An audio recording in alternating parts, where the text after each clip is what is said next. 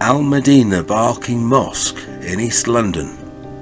The mosque's food distribution programme is a lifeline to struggling families and individuals. For me, I think the biggest challenge is when somebody tells you that the little chicken that they get is the only chicken that they're going to eat the rest of the week. And listening to that emotionally is very challenging for me as a human being.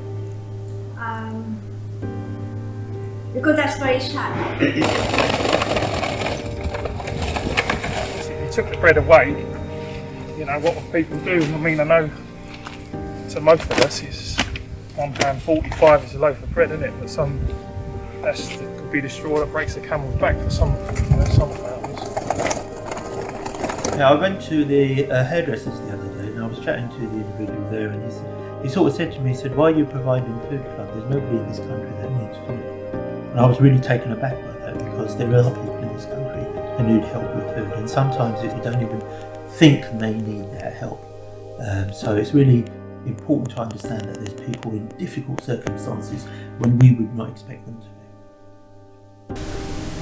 Lisa, Barking Mosque's food coordinator, is invaluable in organising distribution of Hovis loaves to 18 grassroots local food network partners.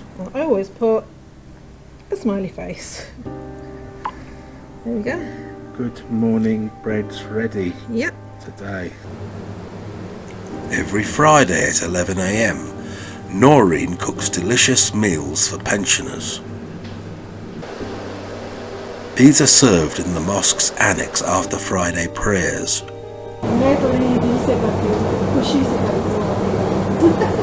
I really enjoy this one every Friday. What do you get out of it, Imran?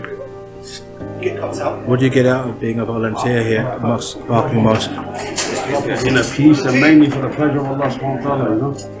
Just try to do your part. You know, as people you know, elders, we come here, we'll have some meals and we'll have a nice little chat. There are many of us that live on our own. The Barking Mosque's food cycle takes place on Sundays and serves all community members who wish to turn up.